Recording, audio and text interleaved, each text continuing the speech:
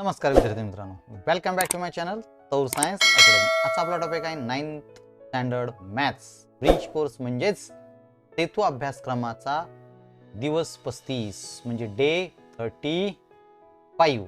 Okay, या day 35 मध्ये आपल्याला कुठलं युनिट शिकायचं आहे? Linear equations in one variable. Linear equation in one variable म्हणजेच आपण त्याला म्हणतो एक चल समीकरण, एका चलातील रेषीय समीकरणे. Linear equation in one variable म्हणजे काय? एका चलातील कसली समीकरणे? रेषीय समीकरण असं त्याला आपण म्हणतो, एका चलातील रेषीय समीकरण. अलग लक्षामध्ये. मग याच्यामधनं तुम्हाला शिकण्यासारखं काय आहे किंवा तुम्हाला काय कळालं पाहिजे? Solve problems on linear equations. Linear equation वरती आपल्याला प्रॉब्लेम सॉल्व करता आले पाहिजे विथ वन व्हेरिएबल, है ना, using proper rules and able to get values of the variable.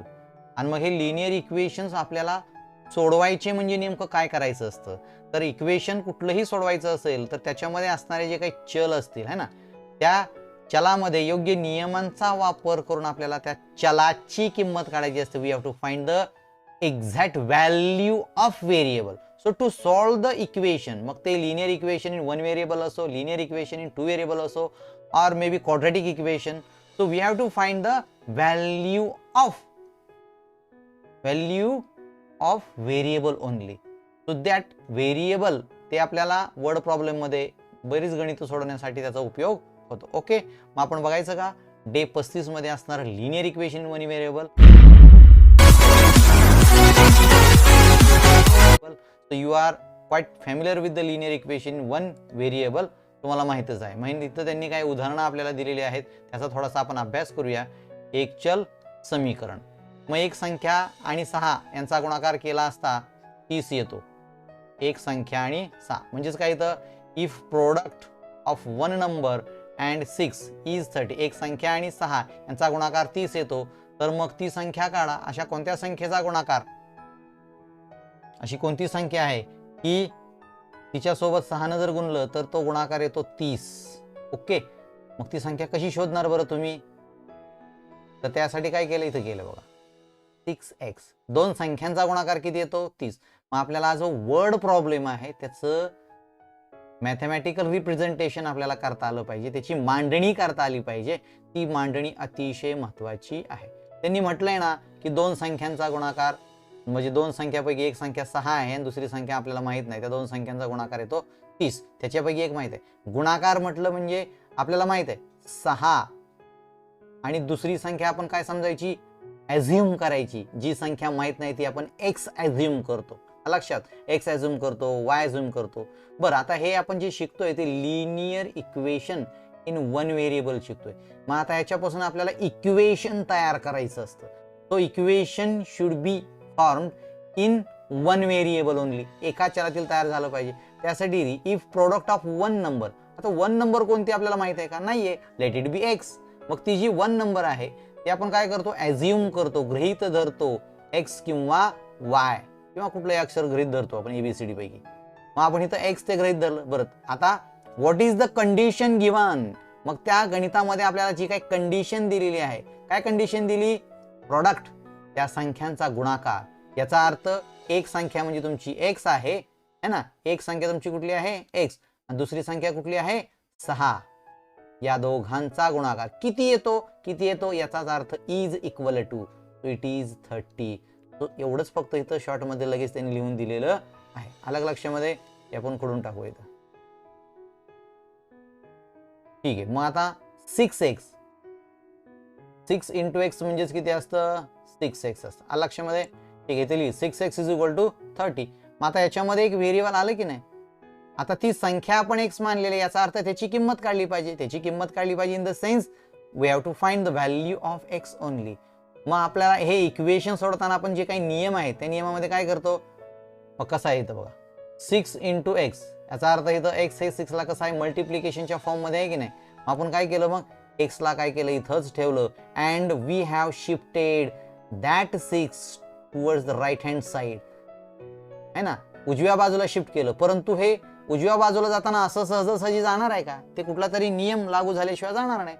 So मल्टिप्लिकेशनच्या form मध्ये असणारं जे 6 आहे, so it will be in the division form on the right hand side. Okay, उजव्या बाजूला जाताना ते 30 ला भागिले होणार आहे आणि 30 ला भागिले झालं की मग 6 1 जा 6 अँड 6 5 जा 30.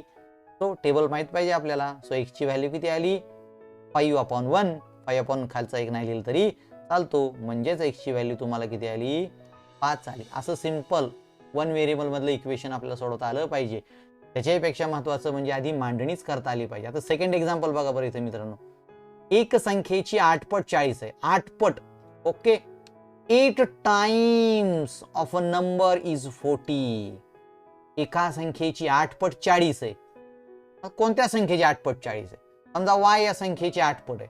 पट म्हणजे काय मित्रांनो? पट पट म्हणजे गुणाकार. पट म्हणलं की गुणाकाराचं चिन्ह आलं पाहिजे, लक्षात ठेवा. किंवा 3 टाइम्स 2 टाइम्स आलं लक्षामध्ये. आता y च्या 3 टाइम्स मला लिहायचंय समजा, तर y च्या 3 टाइम्स लिहायचं म्हणलं तर कसं लिहिणार 3y. ओके, असं लिहिणार मी 3y. 4 टाइम्स लिहायचं असं कसं लिहिणार 4y. 5 टाइम्स लिहायचं असं कसं 5y वगैरे वगैरे. तसं इथं किती टाइम्स आहे 8 टाइम्स आहे. म्हणजे मला कसं लिहावं लागेल, समजा ते एक संख्या जी आहे तिची 8 पट. आता कोणती संख्या आहे तर y संख्या, आपण त्याला काय केली अझ्युम केली. तिची 8 पट म्हणजे मला लिहावं लागेल 8 गुणिले y. 8 पट म्हणजेच काय 8 गुणिले y असं लिहावं लागेल. So it is already written over here 8y is equal to 40. म्हणजे y या संख्येची 8 पट 40 आहे. आहे म्हणजे मध्ये काय बरोबरचं चिन्ह, हे असं असं आहे म्हणजे इज इक्वल टू चिन्ह टाकतो आपण तिथं मध्ये. ठीक आहे, 8y इज इक्वल टू 40. मग काय परत एकदा इथं 8 इंटू वाय आहे. 8y म्हणजेच काय असतं 8 इंटू वाय, 8 गुणिले वाय. मग आपल्याला y ची किंमत काढायची, जी संख्या आपण अझ्युम केलेली आहे, गृहीत धरलेली आहे. So shift this 8 on the right hand side with division form. भागाकाराच्या स्वरूपामध्ये त्याला आपण उजवीकडे नेलं आणि मग 40 ला भागिले झालं. मग 40 भागिले 8 म्हणजे काय आता, तर मग 40 ला 8 न भागा 8 चा पाडा म्हणा तुम्ही. 40 पर्यंत काय येतं, तो 8 पंचे 40, 8 1 8, 8 पंचे 40, 8 1 जा 8, 8 5 जा 40. That is what the value of y. y ची व्हॅल्यू किती आली 5. The required number is 5. बघा बरं, मग 5 ची 8 पट करा बरं, 5 8 40. बरोबर आहे उत्तर आपलं लक्षामध्ये. सो हे असं एकचल समीकरण जे आहेत प्रॉब्लेम मध्ये म्हणजे वर्ड प्रॉब्लेम मध्ये म्हणजे शाब्दिक उदाहरणामध्ये त्यांची अट लक्षात घेऊन त्याची योग्य मांडणी करता आली पाहिजे. मांडणी करून त्याच्यामध्ये असणाऱ्या व्हॅल्यू व्हेरिएबलच्या व्हॅल्यू शोधता आले पाहिजे, हे महत्त्वाचं आहे. नेक्स्ट, आता solve the following equations. Okay, आता अशीच इक्वेशन दिलेत आपल्याला. And get the value of variable. म्हणजेच काय व्हेरिएबल म्हणजे काय असतं मित्रांनो, मगाशी सांगितलं नाही का मी तुम्हाला. ठीक आहे, चल आता खालील समीकरण सोडवा आणि चलांची किंमत काढा. इथं 7x is equal 35. Already it is a solved example. So 7 will be shifted on the right hand side with division form. उजवीकडे जाणार, परंतु जाताना ते भागाकाराच्या स्वरूपात जाणार. मग 7 5 35 तुम्हाला माहित आहे. याचा अर्थ x ची व्हॅल्यू इथे किती आली 5 आली. So simple. Similarly right here 5x. So 5x is equal to 45 लक्षामध्ये. So shift this 5 on the right hand side with division form. याचा अर्थ आपल्याला इथं 5 लिहावं लागणार आहे या बॉक्समध्ये डिव्हिजन फॉर्म मध्ये. आणि 5 नी 45 ला भाग घाला. 5 9 5 9 जा. तो 5 9 जा 45. 5 9 45 आहे का. तो किती सोपं आहे बरं, 0 मिनिटात गणित सुटतं बघा, फक्त समजलं पाहिजे. Next, third example. In third example 12y is equal to 96. 12y is equal to 96. मग shift this 12 on the right hand side with the division form. Okay, परंतु इथे दोन्ही बॉक्स रिकामे दिसतात. So 96. Okay, so I will write 96 on the numerator, and at the denominator this 12 which is shifted on the right hand side in the denominator with division form. मग आता 12 भागिले 96, sorry 96 भागिले 12 आहे बरोबर की नाही. मग 12 टी 96, 12चा पाडा 8 पर्यंत म्हटलं की you will get 96. So the value of variable या y या चलाची किंमत 8 आली. सिमिलरली ओके, चला या गणिताकडे जाऊयात आपण. या गणितामध्ये आपण इथं काय करूया, म्हणून therefore. Okay, so same examples आहेत. So we have to write x is equal to 180 upon 9 only. आता यांचा भागाकार करा मित्रांनो. भागाकार तुम्ही काय करा, कच्चा करा आणि पक्का लिहा. आता इथं मी कच्चा भागाकार करतो, तुम्हाला करून दाखवतो. 180 भागिले 9 केला आपण समजा. मग 9चा पाडा म्हणा. 9 1 जा 9, 9 2 जा 18. ओके, 9 दुनी 18 वरचं शून्य जसंच्या तसं 20 आलं, 20 नव्हे 80 असे, किंवा 29 180 असं डायरेक्ट पण येतं. So here x is equal to, I will directly write 20 as a answer of x or the value of x. x ची व्हॅल्यू 20 आली. तसंच सेम टू सेम आता इकडं जाऊया. या गणितामध्ये तुम्हाला काय 18y 18y is equal to 144. आता याच्या पाड्यामध्ये 18चा पाडा माहिती असेल तर तुम्हाला अतिशय छानच आहे, नसेल तर मग छोट्या छोट्या संख्येने भाग द्या. So y is equal to 144 divided by 18. 18चा पाडा म्हणा आता तुम्ही. 18चा पाडा जर तुम्ही कुठपर्यंत म्हटला, 8 पर्यंत म्हटला, 18 8 44 आहे, 18 8 44 आहे. मग इथं किती किंमत येईल रे? Direct 8. The value of variable y is 8. That's it. किती सिंपल आहे बघा बरं. म्हणजे एवढी सिंपल फक्त कशासाठी आहे ते गणित तुमचे टेबल पार्ट असतील तर आहेत, है ना. Okay, next. Observe the solved equations and solve the remaining equation accordingly. म्हणजे खाली दिलेली जी एक्झाम्पल आहेत ते सॉल्व्ड आहेत. सॉल्व्ड म्हणजे सोडवून दिलेले आहेत, आणि त्याच्यानुसार बाकीचे रिमेनिंग एक्झाम्पल किंवा इक्वेशन्स आहेत अकॉर्डिंगली त्याच्यानुसार तुम्ही सोडवा. असे इक्वेशन आपण कसे सोडवू शकतो मित्रांनो? कसं सोडवलं ते थोडंसं चेक करायचं. 3/7 इज इक्वल टू x/21 असं दिलंय. So this is the equation in which variable x is used. Okay, एक व्हेरिएबल आहे. आता हे तर फ्रॅक्शनच्या फॉर्ममध्ये झालेलं आहे, अपूर्णांकाच्या स्वरूपामध्ये झालेलं आहे. तरी याच्यातली आपल्याला x ची व्हॅल्यू काढायची. अशा बऱ्याच प्रॉब्लेममध्ये स्टेप्स येतात, त्यावेळेला हे सोडवणं अतिशय महत्त्वाचं आहे. हे कसं सोडवायचं? तर आपण इथं काय करायचं, बरोबर चिन्हाच्या पलीकडे जात असताना सुद्धा काय होतं, डिव्हिजनचं रूपांतर मल्टिप्लिकेशन, मल्टिप्लिकेशनचं रूपांतर डिव्हिजन. आता आपल्याला व्हॅल्यू कोणाची काढायची मित्रांनो? एक्सची. मग एक्स कुठल्या तरी एका साईडला राहिलं पाहिजे का नाही, तेही अंशस्थानी जसंच तसं. डिनॉमिनेटरला असेल तर त्याला अंशस्थानी घेऊन जायचं. So X is already at the denominator, at the numerator. न्यूमरेटरला आहे तो, ऑलरेडी न्यूमरेटरला आहे. आपण काय केलं त्यांनी इथं 3 × 21. So they shifted this 21 on the left hand side in the multiplication form. Okay, with 3. 3 ला गुणिले झालं 21 लक्षामध्ये, आणि 7 जे आहे ते पलीकडे गेलं. कुणाला मल्टिप्लाय झालं? ते एक्सला मल्टिप्लाय झालं, असं झालं. आता ते तिकडं जर नसतं नेलं, इथंच ठेवलं असतं तर हे सेकंड स्टेप डायरेक्टली अशी आली असती. ओके, तुम्ही या स्टेपवरनं डायरेक्ट या स्टेपवरती सुद्धा येऊ शकता. या स्टेपची आवश्यकता नाहीये, कारण 21ला तिकडे नेलं म्हणजे आपलं काम झालेलं आहे. एक्स इकडं रिकामाच राहणार आहे. ज्याची किंमत काढायची त्याला आपण एकटं पाडतो कुठल्या तरी एका साईडला. ओके, नाव 3 × 21 डिवायडेड बाय 7 आलं. तो एक्स इकडंच राहिलेला आहे. मग आता 3 × 21 आहे, मग 7नी वरच्या कुठल्या संख्येला भाग जातो का ते चेक करा. जात असेल तर भाग घाला. मध्ये इथं काय चिन्ह आहे लक्षात ठेवा, this is the multiplication sign. Okay, मल्टिप्लिकेशनचं साइन असेल तरच खालच्या संख्येने वरच्या संख्येला भाग देता येतो. जर इथं प्लसचं साइन असतं, म्हणजे 3 + 21 असतं, तर 7ने 21ला भाग जात असेल तरी सुद्धा घालवायचा नसतो. इट इज टोटली रॉंग मित्रांनो. आलं का लक्षामध्ये? तो 7 × 1 = 7, 7 × 3 = 21. कच्चं करायचं आणि पक्क उतरलायचं जसं त्यांनी केले, परंतु मी तुम्हाला समजावून सांगण्यासाठी या व्हिडिओमध्ये कच्चं कामकाज इथंच केलेलं आहे. आलं लक्षामध्ये? 3 × 3 किती आलं? 3 × 3. खालचं काय 1 लिहित नाही आपण. 3 × 3 किती मित्रांनो? इट्स 9. सो एक्सची व्हॅल्यू किती आली त्यांची? 9 आली. Make a box around it which will highlight your answer. That's it. आता हे एक सॉल्व केलेलं एक्झाम्पल होतं. Let us see the next example जे त्यांनी सॉल्व केलेलं नाहीये. मग सॉल्व न केलेलं एक्झाम्पल आपण कशा पद्धतीने सोडवू शकतो बघू बरं. आता second example. So we have to solve this example accordingly as previous one. मागच्या उदाहरणासारखं आपल्याला ते सोडवायचं आहे. 5/8 is equal to x/48. Okay, so they shifted this 48 on the left hand side in the multiplication form with 5. 5ला ते गुणाकाराच्या स्वरूपामध्ये डावीकडे घेऊन आलेले आहेत. मग उजवीकडे काय झालं? हे जे खाली 8 आहे ते पलीकडे गेलं. मग हे भागिले होतं, इकडे झालं गुणिले. मग इकडे लिहायचं राहिलंय, बॉक्समध्ये 8 टाका. 8च येणार ना. ओके, आता आपल्याला एक्सची व्हॅल्यू काढायची म्हणल्यानंतर 8ला इकडे ठेवून का बघा, त्याच्यासोबत असणारं सगळं मटेरियल किंवा सगळं whatever the material is with X, shift this material towards the opposite side. एक्सला एकटं पाडायचं नेहमी लक्षात ठेवा. ज्याची किंमत काढायची त्याला एकटं पाडलं पाहिजे कुठल्या तरी एका साईडला. So it is on the right hand side. So let it be, राहू द्या त्याला तसंच. मग 8ला आपण इकडं आणलं मग त्याला इकडे लिहिलं पाहिजे. जसं की मी तुम्हाला सांगितलं की या स्टेप पासून तुम्ही डायरेक्ट ही स्टेप डायरेक्ट करू शकता. इथं कसं डबल काम झालं, 8ला तिकडे नेलं परत इकडे घेऊन आलो. काय गरज आहे का? नाही गरज. परंतु एक इकडचं तिकडं कसं जातं हे समजण्यासाठी ही पायरी ठीक आहे.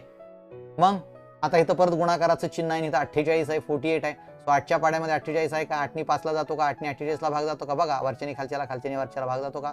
Just check it out. तो 8 1 जा 8, 8 1 8, 8 सख्ख 48. तो 6चा भाग बसला. 8 6 जा 48. So 5 into 6 will be right here. दिले त्यांनी.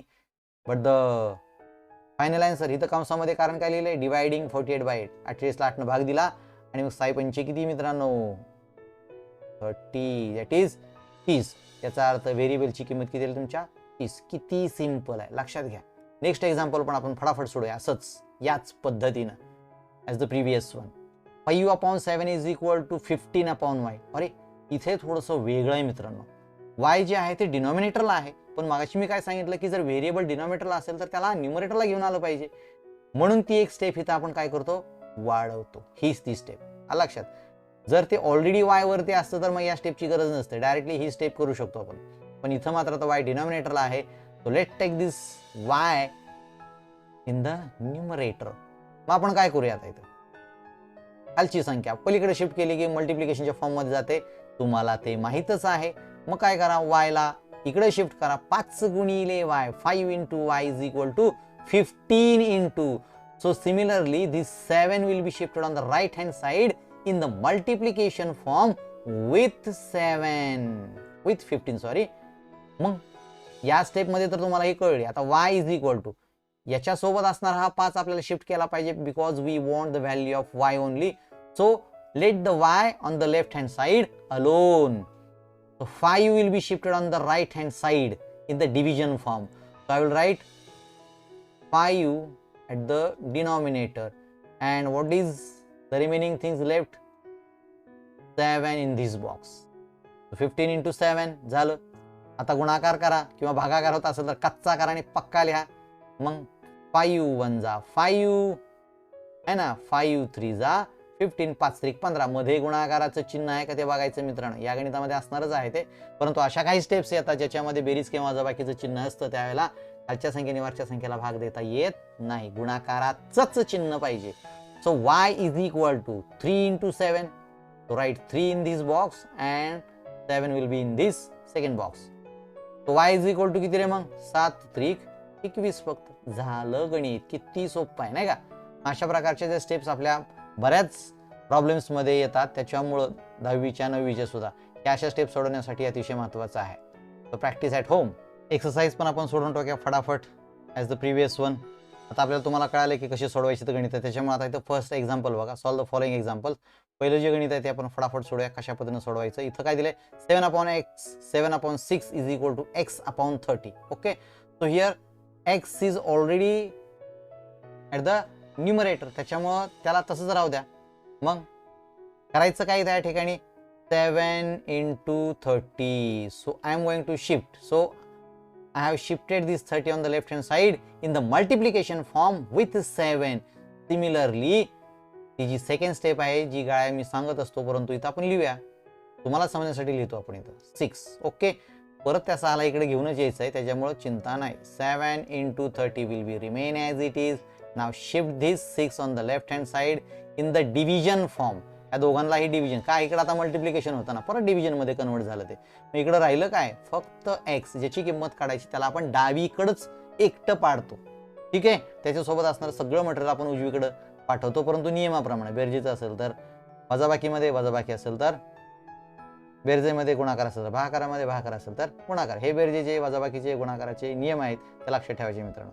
आता इथं काय भागाकार तुम्हाला करायचा आहे, पण तो कसा करायचा? कच्चा करायचा आणि पक्का उत्तर लिहायचं. ठीक आहे. इथं तुम्हाला मी कच्चं करून दाखवलं. 30/6. 6 5 6 पंचे 30. 6 पंचे 30 म्हणजे इथं तुम्हाला किती लिहावं लागेल? 7 into 5 only is equal to x. Okay. याचा अर्थ 7/5 किती उत्तर आलं मित्रांनो? 35 बरोबर x. किंवा हेच उत्तर तुम्ही कसं लिहू शकता, असंही लिहू शकता, x is equal to 35. Okay, that's it. तर हे एक आन्सर झालं तुमचं. आता सेकंड एक्झाम्पल. सेकंड एक्झाम्पल मध्ये बघा, 4/9 दिले इज इक्वल टू y/63. मग या एक्झाम्पल मध्ये y is also at the numerator. Same step करावं लागतील तुम्हाला या ठिकाणी. आपण काय करूया, देअरफोर काय करूया, देअरफोर 4 × 63. आता जास्त एक्सप्लेन करतच नाही मी. 63ला तिकडं कसं न्यायचं तुम्हाला आता माहीत झालेलं आहे, आणि हे 9ला सुद्धा तिकडं कसं न्यायचं तेही तुम्हाला माहीत झालेलं आहे. Now there is no need to explain this step. Okay, ठीक आहे. नेक्स्ट स्टेप सुद्धा तुम्हाला एक्सप्लेन करायची काय गरज नाही असं मला वाटतं, बरोबर की नाही? का? कारण 4 × 63 will be remain as it is divided by 9. Okay, हे जे 9 पलीकडे गेलं होतं ते परत आलं आपल्या घरामध्ये डिव्हिजनच्या फॉर्ममध्ये, परंतु आता त्याला 63 आहे इकडे जोडीदार वरती, आणि इकडे y ॲज इट इज असणार आहे. नेक्स्ट स्टेपमध्ये काय होणार आहे, रफ भागाकार करा. 9 × 9 9. आता 7 9 63. हा भागाकार इथं कच्चा करून बघा तुम्ही. 63ला 9नी डिवाइड करा. सो 9 × 9 9 7 63. 7 9 63. म्हणजे मला काय मिळेल मित्रांनो, इथं 4 × 7 इज इक्वल टू वायू, सॉरी वायू नाही y. Therefore y is equal to, आता इकडची एक स्टेप जी आहे ती इकडे डायरेक्ट लिहितो. y इज इक्वल टू आपण डायरेक्ट लिहू शकतो काय, 28.